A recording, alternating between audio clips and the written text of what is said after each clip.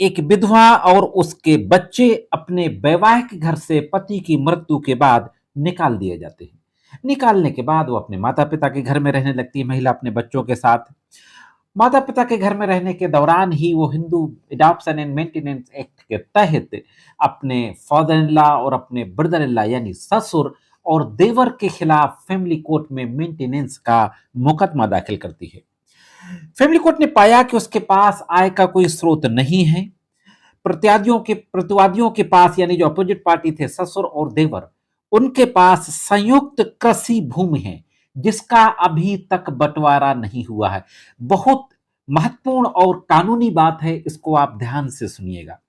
Court ने पाया कि उसके जो ससुर और देवर हैं यानी जो फैमिली है, उस फैमिली के पास एक संयुक्त रूप से कृषि भूमि है जिसका अभी तक बंटवारा नहीं हुआ है। कथित तौर पर अपोजिट पार्टी विधवा और उसके बच्चों का भरण पोषण नहीं कर रहे हैं, जबकि उनके पास ऐसा करने के साधन हैं। यह कहते हुए मेंटेनेंस का ऑर्डर कर दिया जाता है। महिला के पक्ष में आदेश दे दिया जाता है ससुराल वालों के यानी ससुर को और देवर को कि जो प्रॉपर्टी संयुक्त प्रॉपर्टी जिसके कि वो हिस्सेदार, उसका पति जिसका हिस्सेदार था जिस प्रॉपर्टी का, उसके बच्चे जिसके कानूनी तौर पर हिस्सेदार हैं, उस प्रॉपर्टी से आय हो रही है उससे उस महिला का और बच्चों का भरण पोषण किया जाए। अब विचरण न्यायालय के इस आदेश के खिलाफ झारखंड हाई कोर्ट में जाया जाता है। झारखंड हाई कोर्ट में जो केस था वो केस था Surendra Das and other versus Anita Das. Case की पूरी डिटेल स्क्रीन पर है। झारखंड हाई कोर्ट में जो अपील करता थे, जाहिर है ससुर और देवर ससुराल के लोग, इन लोगों ने अपील की थी। अपीलकर्ताओं ने तर्क दिया कि विधवा के पास एक एलआईसी की पॉलिसी से प्राप्त हुई धनराशि है, उसमें से उनमें से एक दिव्यांग बुजुर्ग व्यक्ति है और दूसरा स्टूडेंट है। ये अपने बचाव में उन्होंने कहा कि जो ससुर है वो दिव्यांग है और जो देवर है वो स्टूडेंट है।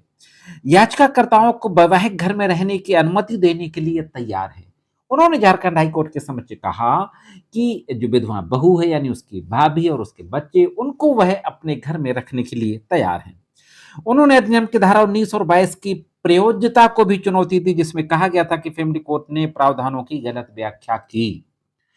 हाईकोर्ट के समक्ष कहा कि फैमिली कोर्ट ने Hindu maintenance and adoption act की जो धारा 19 है, जो धारा 22 है, इन प्रावधानों की गलत व्याख्या की और इस तरीके का आर्गुमेंट करते हुए जो फैमिली कोर्ट का आदेश था महिला को मेंटेनेंस देने का, उसके बच्चों को मेंटेनेंस देने का, उस आदेश को रद्द करने की अपील की गई। देखते हैं अब कि हाईकोर्ट के द्वारा क्या कहा गया।